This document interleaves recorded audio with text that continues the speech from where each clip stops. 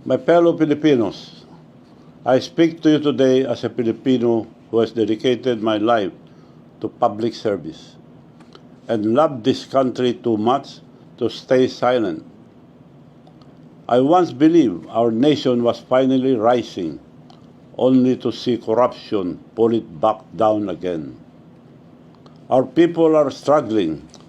Prices are high.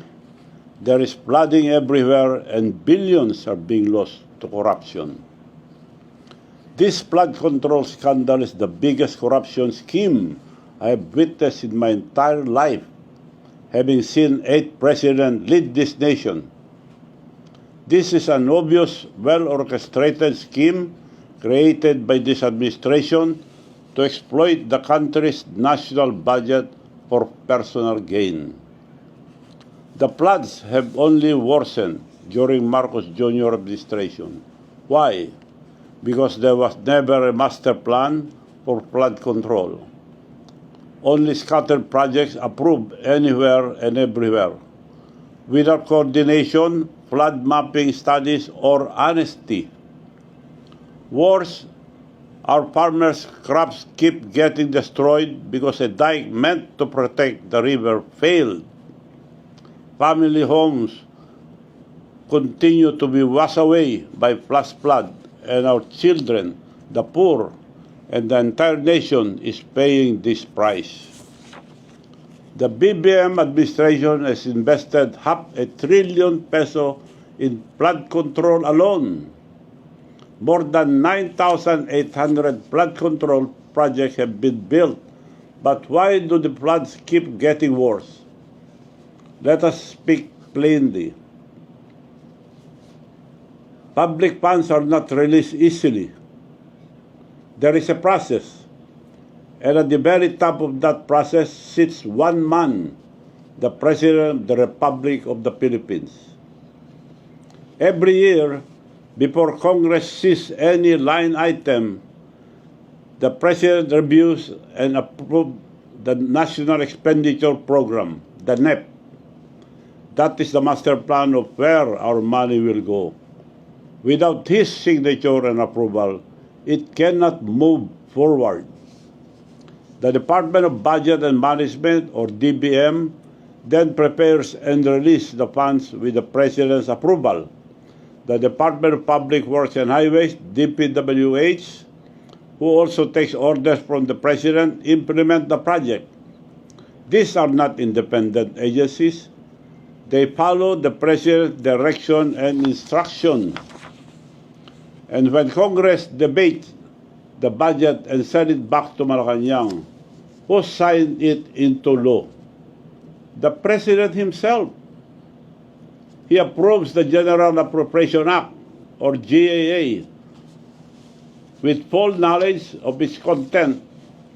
So when the Congress and Senate inserted $450 billion in public work funds and Marcos Jr. vetoed only $29 billion, it means he personally reviewed the remaining ₱421 billion in infrastructure.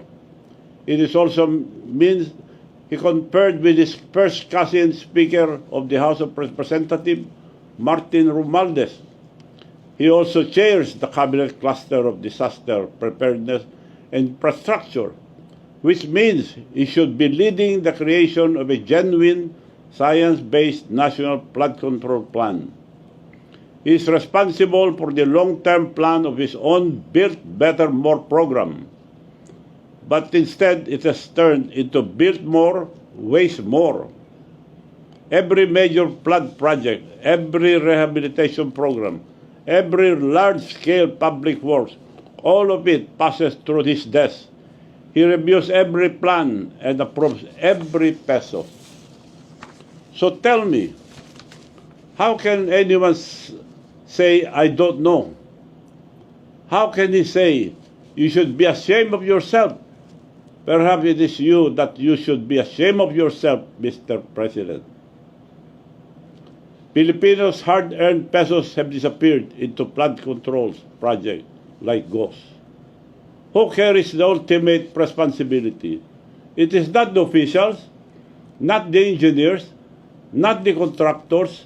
It is the president who holds the power and the trust of the nation. Corruption has been allowed to flood every agency of this government. It is a failure of leadership at the very top. What our president is doing is shifting the blame to others to save himself. That, ladies and gentlemen, is called a weak leader. Let me ask this simple question. Why is the ICI, the Independent Commission on Infrastructure, not investigating Ilocos Norte? Did you know that majority of the flood control projects in Ilocos Norte are contracted to either the Discayas or the newly elected Lawag mayor, handpicked by the president himself?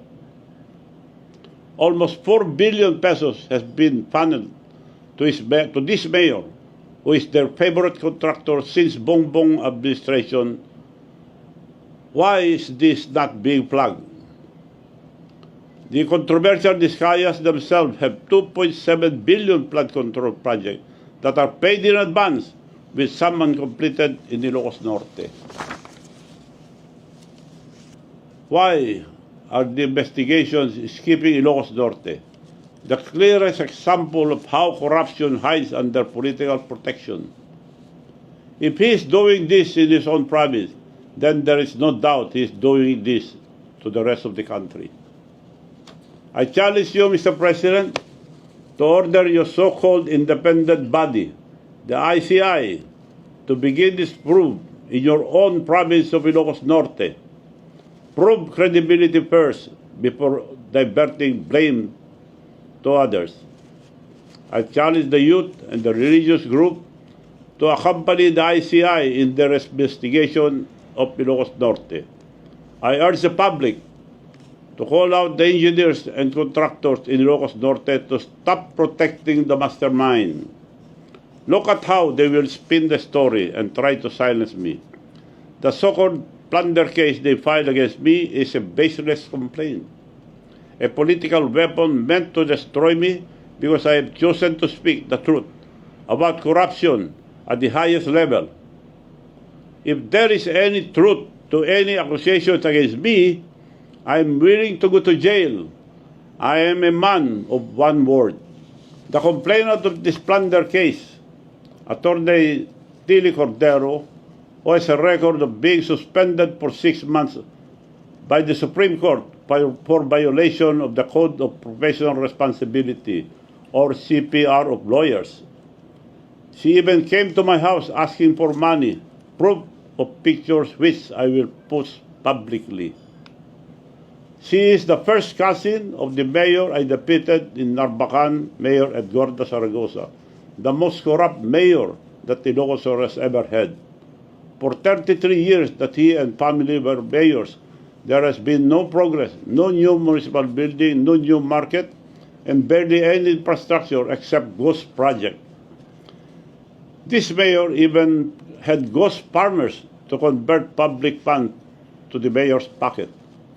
In my barangay Solbec alone, they appropriated 9 million pesos for the benefits of 65,000 ghost farmers, while the official registered farmers are only 80, with the whole population of Narvacan being only 44,000. I filed that case 10 years ago, but the Ombudsman has not even touched that very blatant case up to now. Why have they accepted this fake complaint against me in just one day, but not act on the real plunder case I have filed against Mayor Zaragoza? This is how they operate: silence the whistleblower and protect the corrupt. They attack me because I'm not afraid to tell the truth. But take note, all their paid online troll farms and their attack dogs will never silence me. My countrymen, let us no longer be fooled. We keep trusting the same name. We are told that Ferdinand Bongbong Marcos Jr. will redeem the Marcos corruption course on the Filipinos. But look around, his government agencies are flooding with corruption.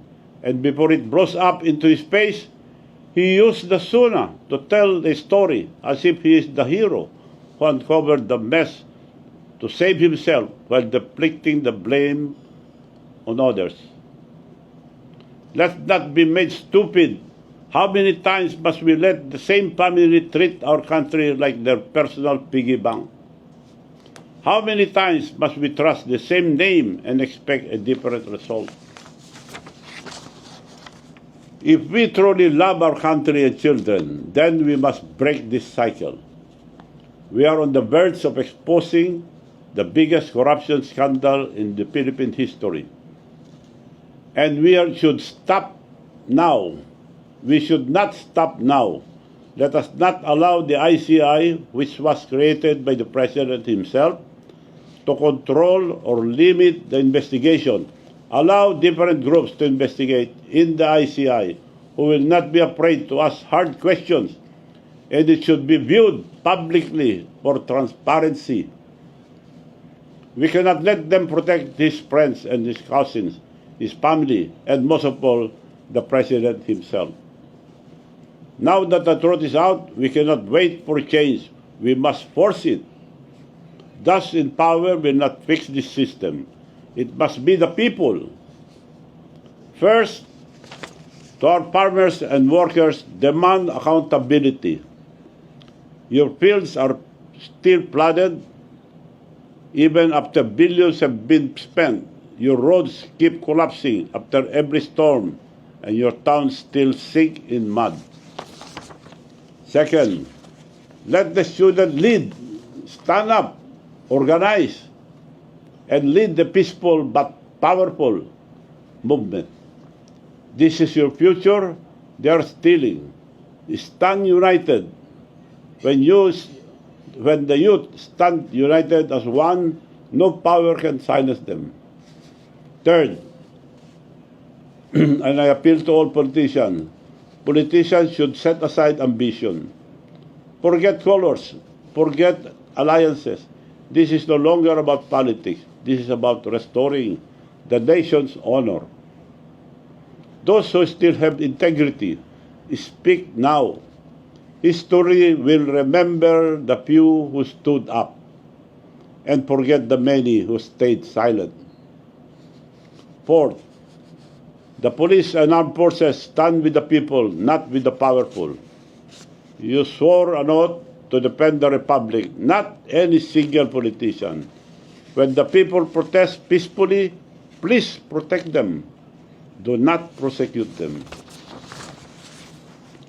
For our mutual education, the primary provision that defines the duty of the armed forces of the Philippines under the Constitution is Section 3, Article 2, which provides, thus, civilian authority is at all times supreme over the military. The armed forces of the Philippines is the protector of the people and the state to secure the sovereignty of the state and the integrity of the national territory. Reading the above provision does not say that the AFP is the protector of the President and his government. It says protector of the people and the state. And finally, to all Filipinos, demand accountability at the top. The truth can no longer be hidden, and the people will no longer be silenced. We are not stupid. We deserve better. Our children deserve better. If we stay silent, the truth will be buried again, and our children will pay the price. This is not about politics. It is about true or sober leadership and accountability. If the President cannot face the truth and take responsibility for his failures, he must step aside for the sake of the nation. A voluntary resignation would not be a humiliation. It would be an act of dignity, a rare moment of courage that could still restore trust in our institution. Every peso diverted and every project that doesn't exist is not just a waste. It is a loss of life, loss of security, loss of dignity. I urge all of you to rise and speak and to act now. so that the truth may guide our country forward. Thank you, and may God bless the Philippines. This is Manong Chavit Singson.